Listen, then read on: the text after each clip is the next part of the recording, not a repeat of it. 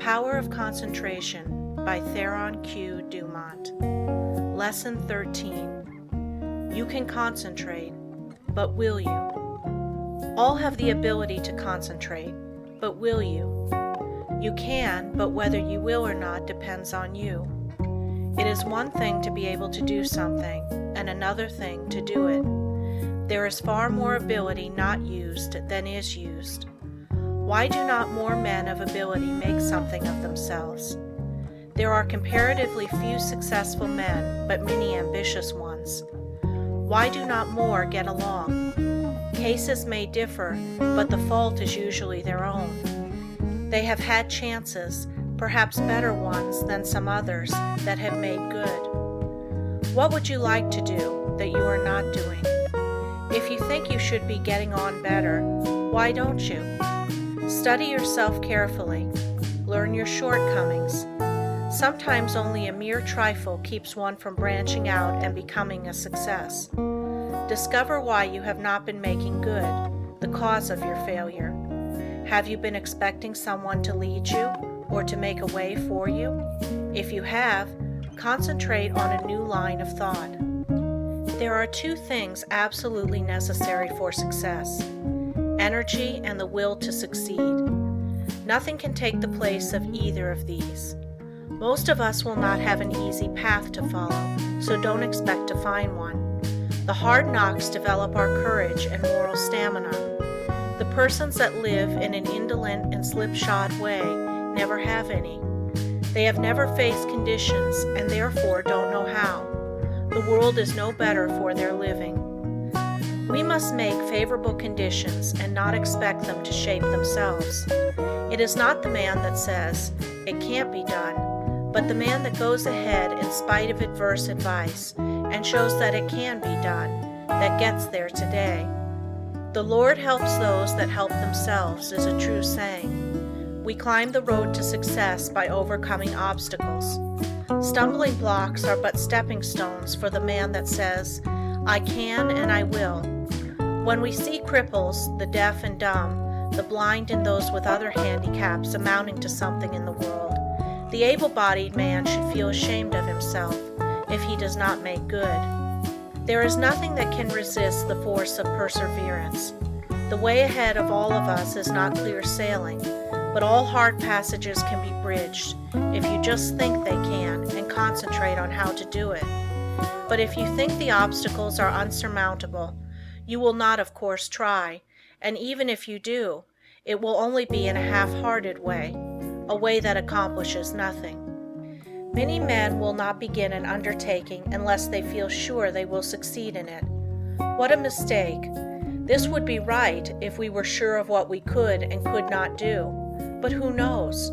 There may be an obstruction there now that may not be there next week.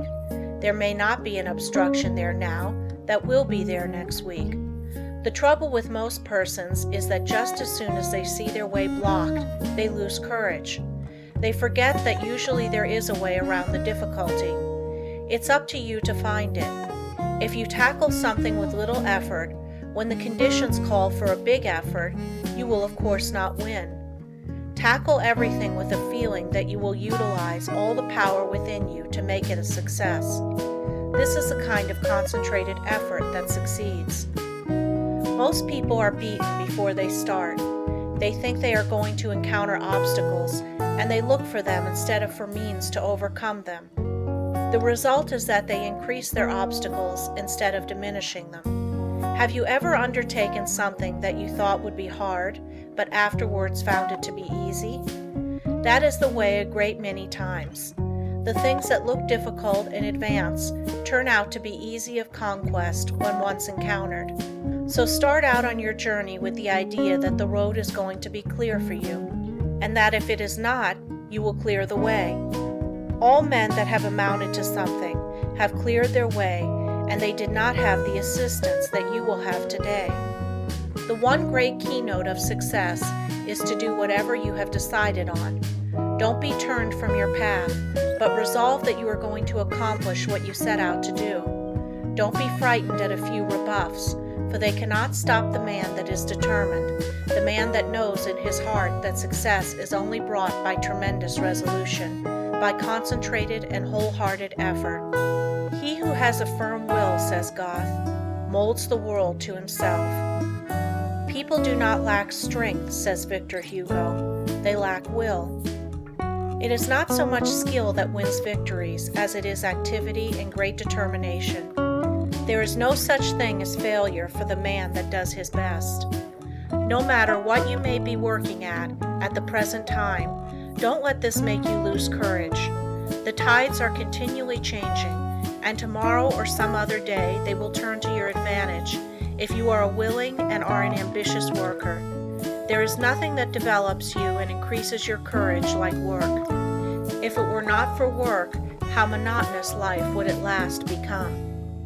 So I say to the man that wants to advance, don't look upon your present position as your permanent one. Keep your eyes open and add those qualities to your makeup that will assist you when your opportunity comes. Be ever alert and on the watch for opportunities. Remember, we attract what we set our minds on. If we look for opportunities, we will find them. If you are the man you should be, someone is looking for you to fill a responsible position. So when he finds you, don't let your attention wander.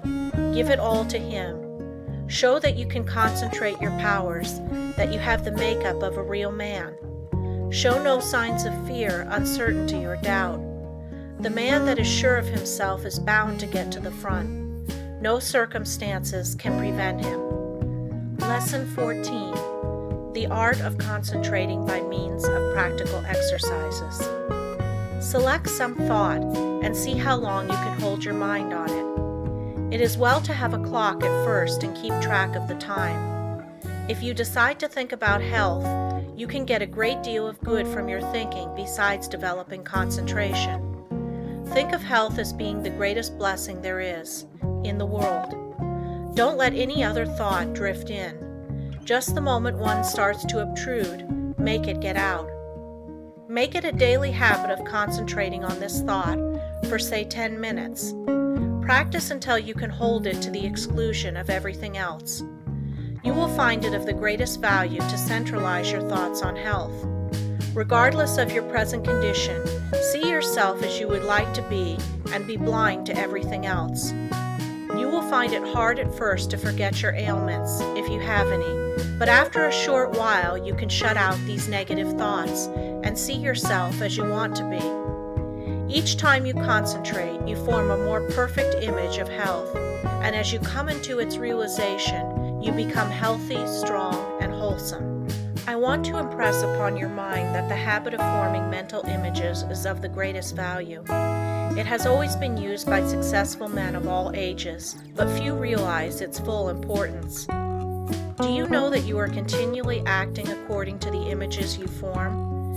If you allow yourself to mold negative images, you unconsciously build a negative disposition. You will think of poverty, weakness, disease, fear, etc. Just as surely as you think of these, will your objective life express itself in a like way. Just what we think, we will manifest in the external world. In deep concentration, you become linked with the great creative spirit of the universe, and the creative energy then flows through you, vitalizing your creations into form.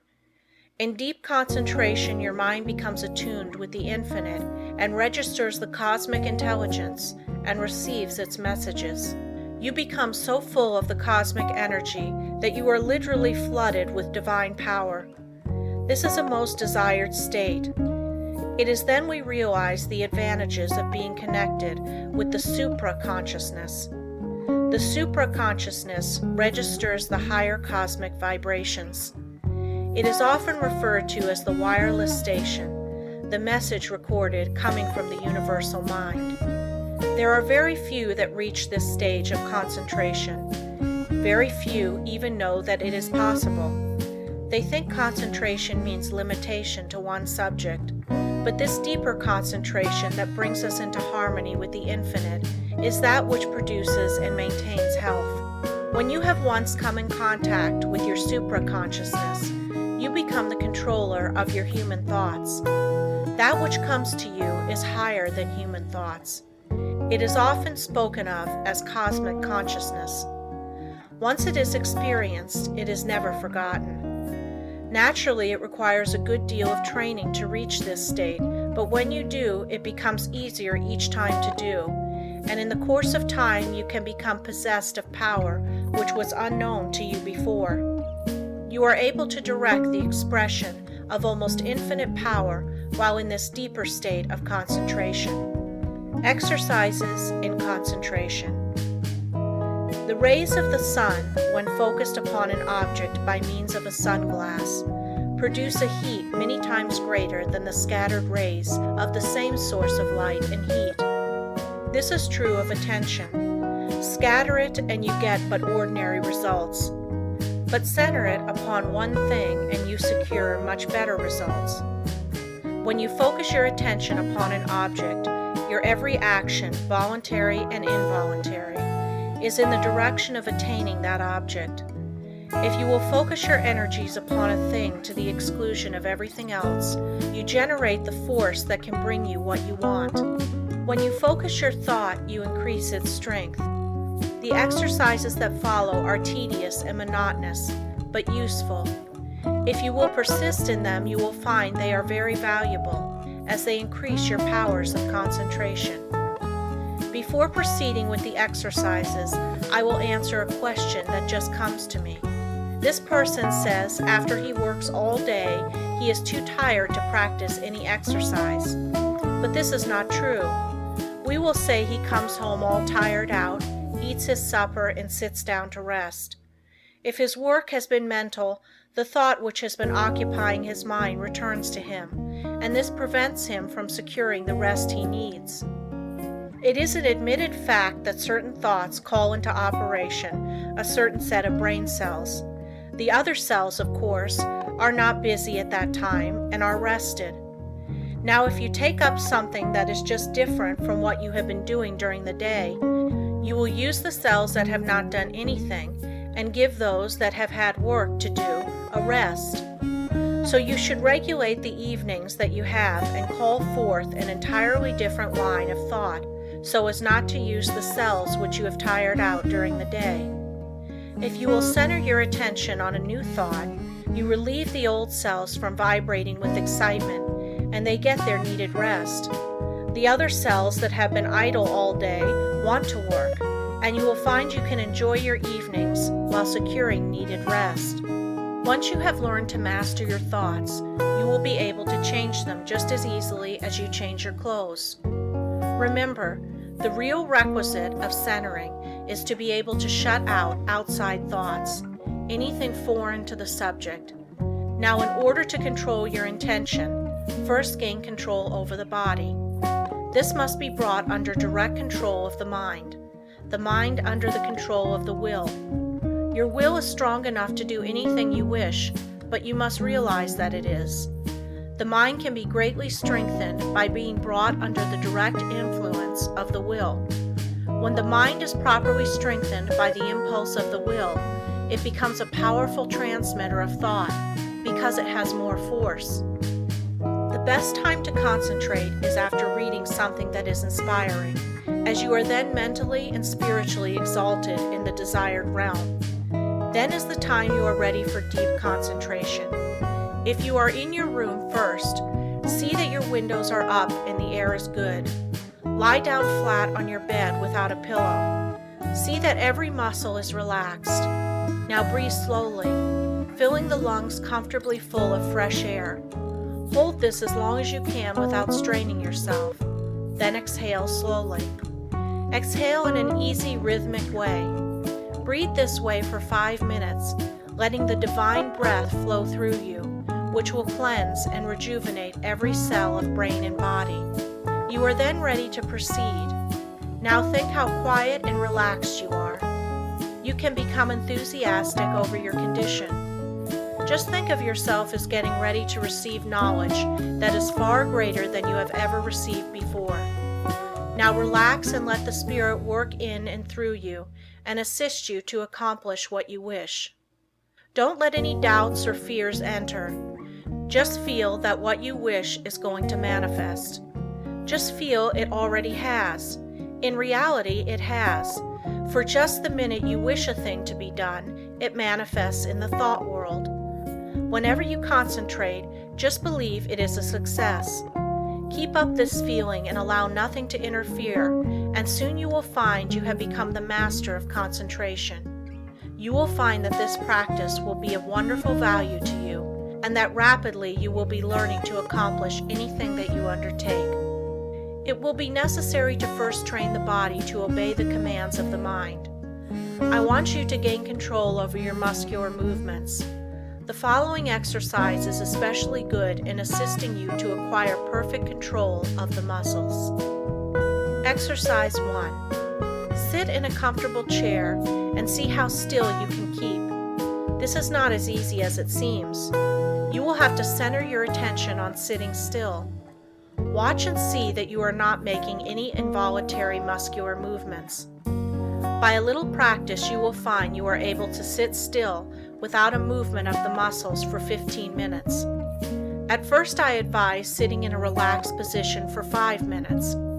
After you are able to keep perfectly still, increase the time to 10 minutes and then to 15. This is as long as it is necessary, but never strain yourself to keep still. You must be relaxed completely. You will find this habit of relaxing is very good. Exercise 2. Sit in a chair with your head up and your chin out, shoulders back. Raise your right arm until it is on the level with your shoulder, pointing to your right.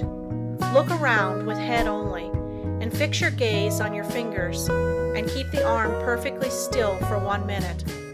Do the same exercise with left arm. When you are able to keep the arm perfectly steady, increase the time until you are able to do this 5 minutes with each arm. Turn the palm of the hand downward when it is outstretched, as this is the easiest position. If you will keep your eyes fixed on the tips of your fingers, you will be able to tell if you are keeping your arm perfectly still. Exercise 3. Fill a small glass of water and grasp it by the fingers. Put the arm directly in front of you. Now fix the eyes upon the glass and try to keep the arm so steady that no movement will be noticeable. Do this first for 1 moment and then increase it to 5. Do the exercise with first one arm and then the other. Exercise 4. Watch yourself during the day and see that your muscles do not become tense or strained. See how easy and relaxed you can keep yourself. See how poised you can be at all times. Cultivate a self-poised manner instead of a nervous, strained appearance. This mental feeling will improve your carriage and demeanor. Stop all useless gestures and movements of the body. These mean that you have not proper control over your body. After you have acquired this control, notice how ill at ease people are that they have not gained this control. I have just been sizing up a salesman that has just left me. Part of his body kept moving all the time. I just felt like saying to him, "Do you know how much better appearance you would make if you would just learn to speak with your voice instead of trying to express what you say with your whole body?" Just watch those that interview you and see how they lack poise. Get rid of any habit you have of twitching or jerking any part of your body. You will find you make many involuntary movements. You can quickly stop any of these by merely centering your attention on the thought, "I will not." If you are in the habit of letting noises upset you, just exercise control. When the door slams or something falls, etc., just think of these as exercises in self-control. You will find many exercises like this in your daily routine. The purpose of the above exercises is to gain control over the involuntary muscular movement, making your actions entirely voluntary. The following exercises are arranged to bring your voluntary muscles under the control of the will, so that your mental forces may control your muscular movements. Exercise 5. Move your chair up to a table, placing your hands upon it, clenching the fists. keeping the back of the hand on the table and the thumb doubled over the fingers. Now fix your gaze upon the fist for a while, then gradually extend the thumb, keeping your whole attention fixed upon the act, just as if it was a matter of great importance. Then gradually extend your first finger, then your second, and so on until you open the rest. Then reverse the process, closing first, the last one opened, and then the rest, and finally you will have the fist again in the original position with the thumb closed over the finger. Do this exercise with the left hand. Keep up this exercise first with one hand and then the other until you have done it 5 times with each hand. In a few days you can increase it to 10 times. The chances are that the above exercises will at first make you tired, but it is important for you to practice these monotonous exercises so you can train your attention. It also gives you control over your muscular movement. The attention, of course, must be kept closely on each movement of the hand. If it is not, you will of course lose the value of the exercise. Exercise 6. Put the right hand on knee, both fingers and thumb closed, except the first finger, which points out in front of you. Then move the finger slowly from side to side, keeping the attention fixed upon the end of the finger. You can make up a variety of exercises like these. It is good training to plan out different ones. The main point you should keep in mind is that the exercise should be simple and that the attention should be firmly fixed upon the moving part of the body. You will find your attention will not want to be controlled and will try to drift to something more interesting. This is just where these exercises are of value, and you must control your attention and see it is held in the right place and does not wander away. You may think these exercises very simple and of no value, but I promise you in a short time you will notice that you have a much better control over your muscular movements, carriage and demure, and that you will find that you have greatly improved your power of attention and can center your thoughts on what you do, which of course will be very valuable.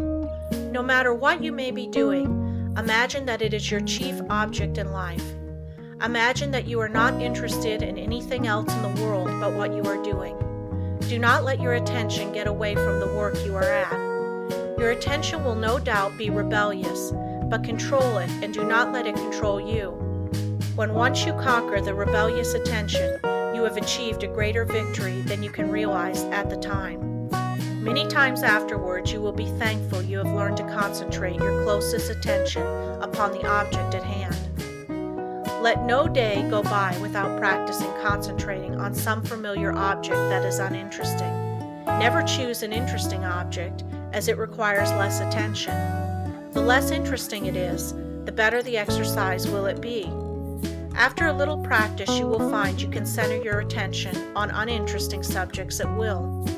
The person that can concentrate can gain full control over his body and mind and be the master of his inclinations, not their slave. When you can control yourself, you can control others. You can develop a will that will make you a giant compared with the man that lacks willpower. Try out your willpower in different ways until you have it under such control that as soon as you decide to do a thing, you go ahead and do it. Never be satisfied with the "I did fairly well" spirit, but put forward your best efforts. Be satisfied with nothing else. When you have gained this, you are the man you were intended to be. Exercise 7. Concentration increases the sense of smell. When you take a walk or drive in the country or pass a flower garden, concentrate on the odor of flowers and plants. See how many different kinds you can detect. Then choose one particular kind and try to sense only this. You will find that this strongly intensifies the sense of smell. The differentiation requires, however, a particularly attentive attitude.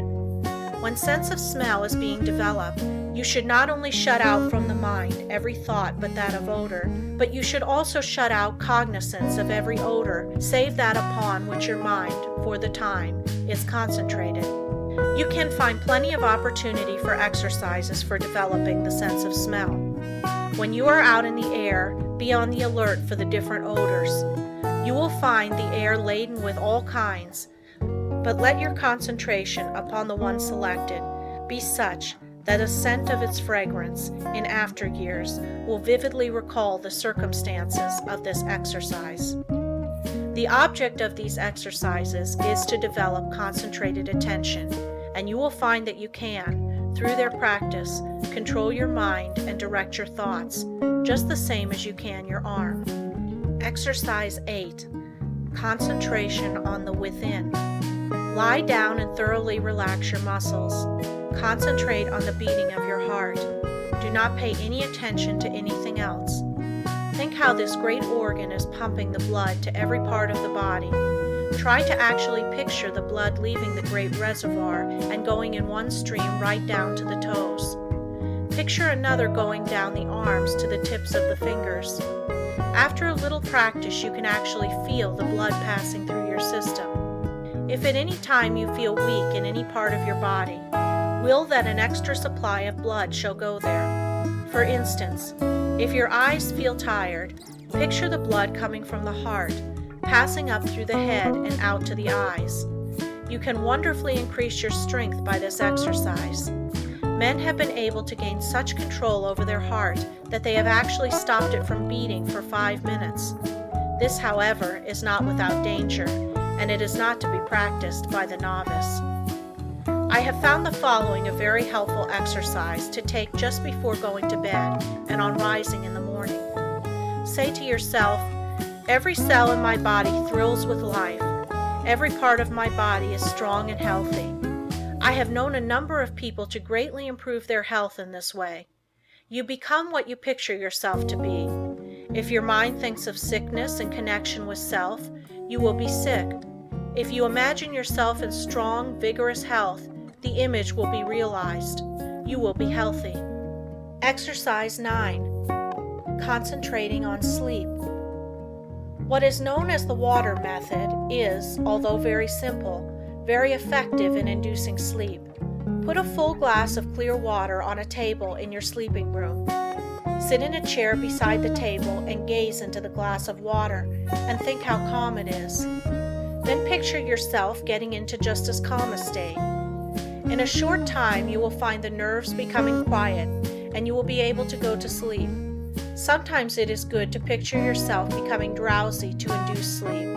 And again, the most persistent insomnia has been overcome by one thinking of himself as some innate object, for instance, a hollow log in the depths of the cool, quiet forest. Those who are troubled with insomnia will find these sleep exercises that quiet the nerves very effective. Just keep the idea in your mind that there is no difficulty in going to sleep. Banish all fears of insomnia. Practice these exercises and you will sleep. By this time you should have awakened to the possibilities of concentration and have become aware of the important part it plays in your life. Exercise 10. Concentration will save energy and appearance. Watch yourself and see if you are not in the habit of moving your hands, thumping something with your fingers, or twirling your mustache. Some have the habit of keeping their feet going, as for instance, tapping them on the floor. Practice standing before a mirror and see if you are in the habit of frowning or causing wrinkles to appear in the forehead. Watch others and see how they needlessly twist their faces in talking. Any movement of the face that causes the skin to wrinkle will eventually cause a permanent wrinkle. As the face is like a piece of silk, you can make a fold in it a number of times, and it will straighten out of itself. But if you continue to make a fold in it, it will in time be impossible to remove it. By concentration, you can stop the worry habit. If you are in the habit of worrying over the merest trifles, just concentrate on this a few minutes and see how needless it is. If you are also in the habit of becoming irritable or nervous at the least little thing, check yourself instantly when you feel yourself becoming so. Start to breathe deeply. Say, "I will not be so weak. I am a master of myself," and you will quickly overcome your condition. Exercise 11.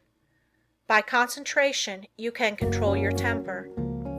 If you are one of those that flare up at the slightest provocation and never try to control yourself, just think this over a minute. Does it do you any good?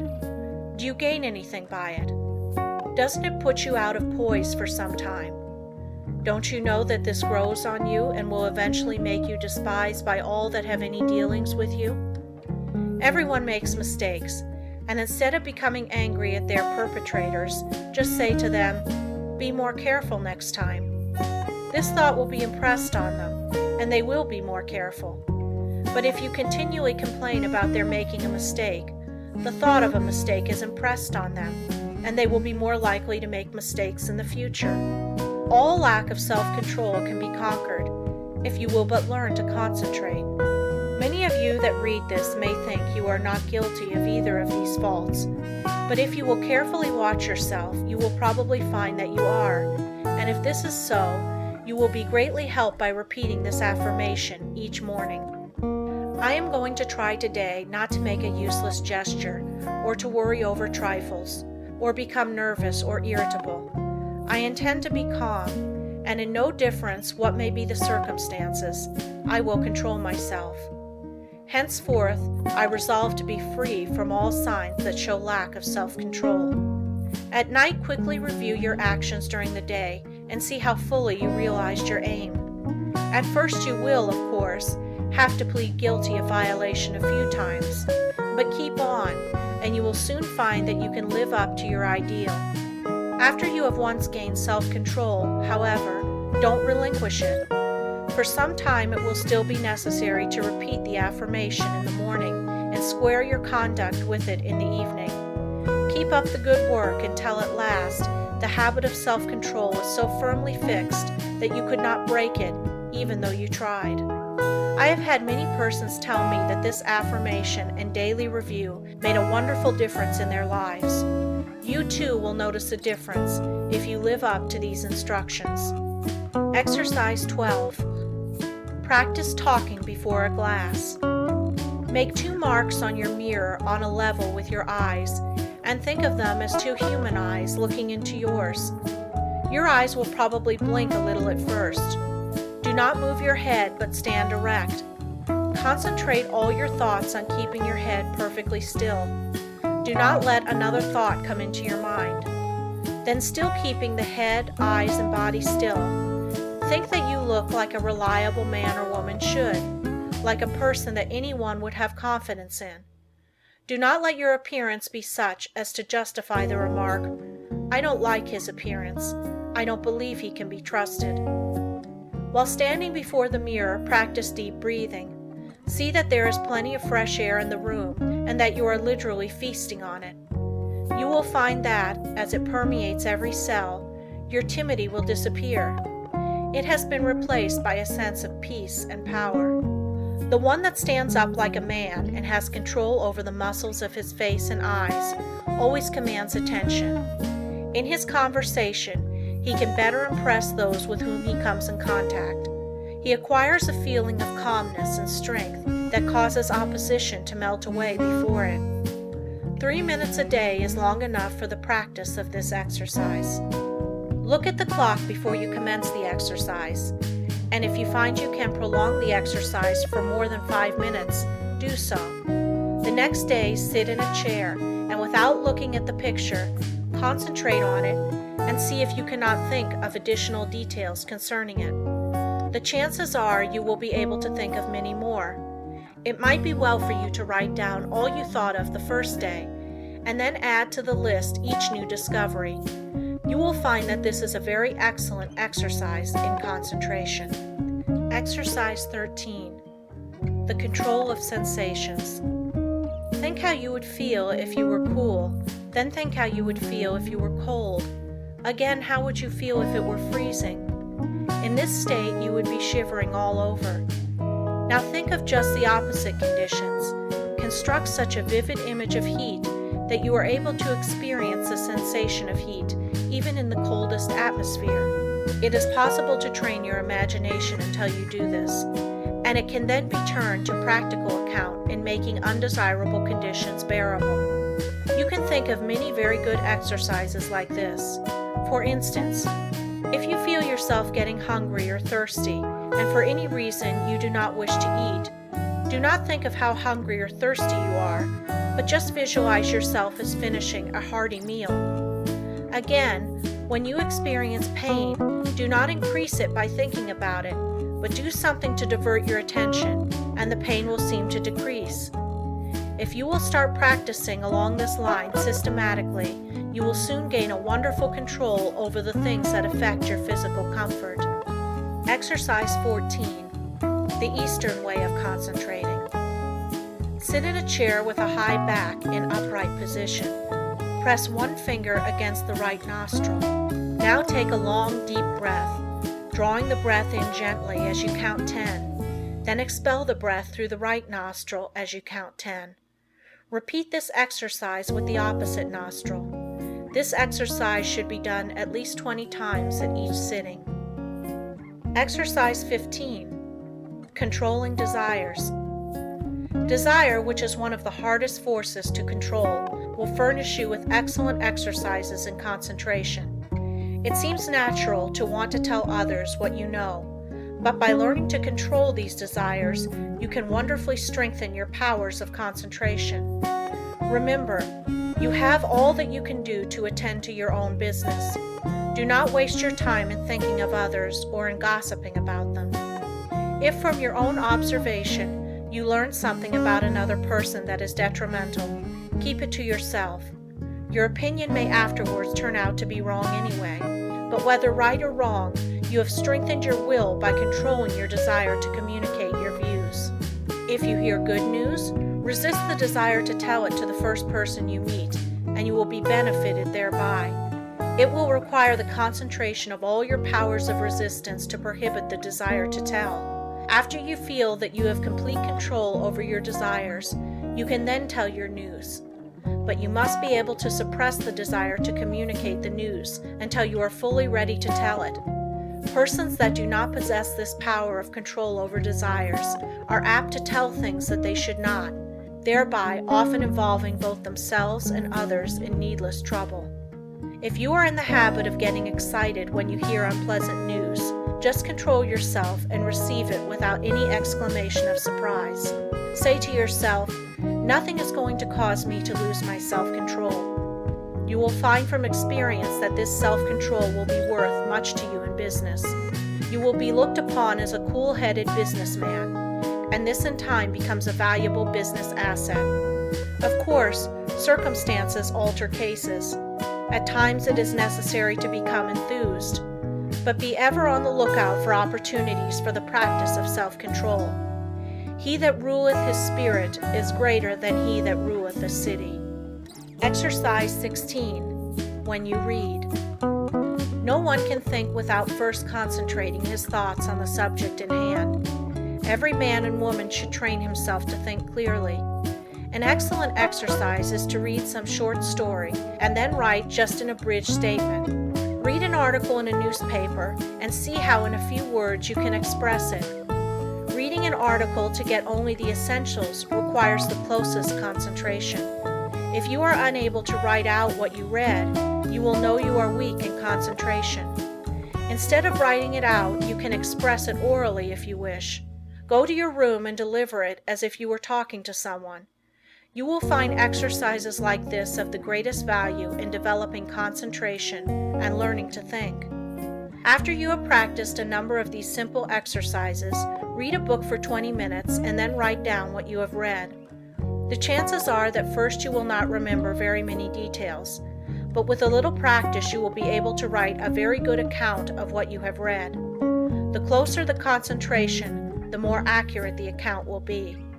It is a good idea when time is limited to read only a short sentence and then try to write it down word for word. When you are able to do this, read 2 or more sentences and treat similarly.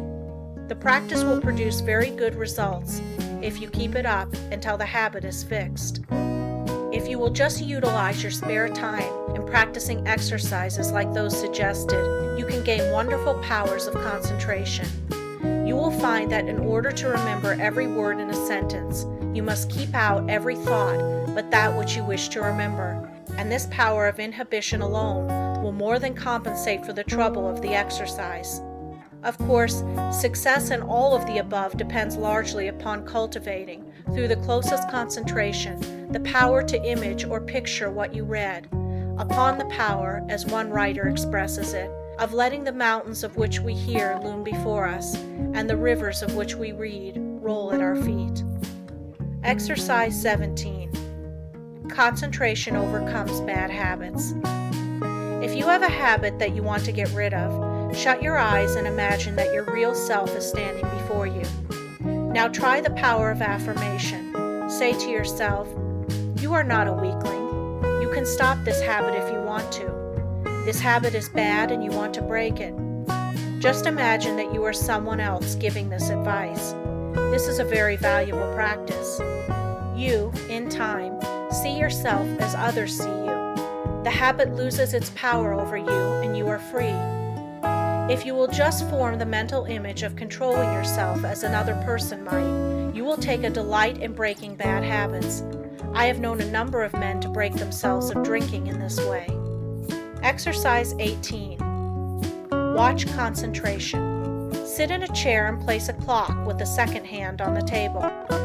Follow the second hand with your eyes as it goes around. Keep this up for 5 minutes, thinking of nothing else but the second hand.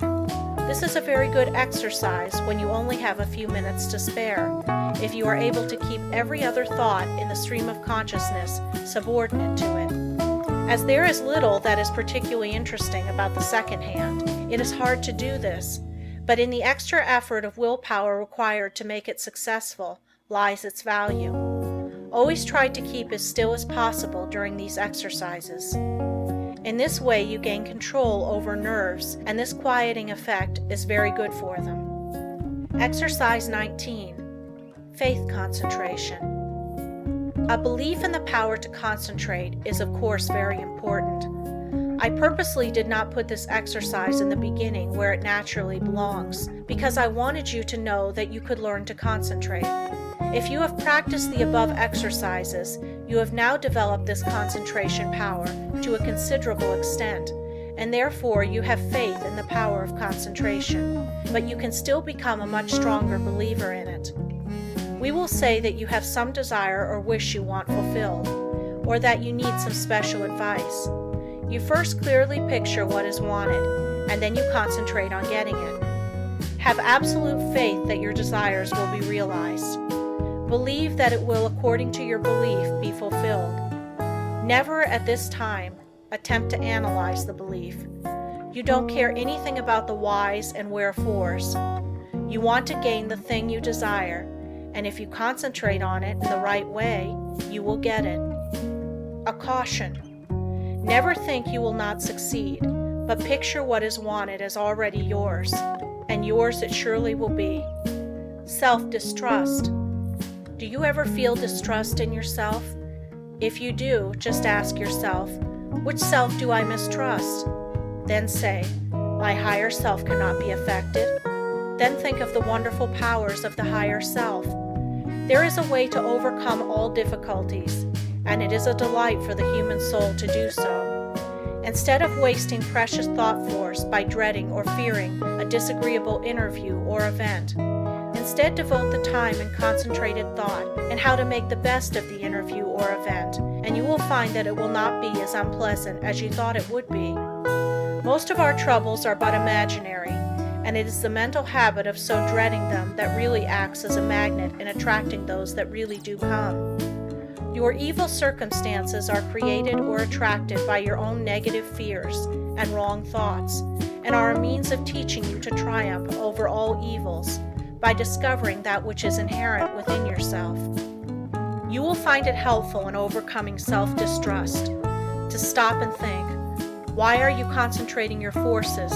And by so doing, you become more closely attached to the higher self, which never distrusts. End of Lesson 14.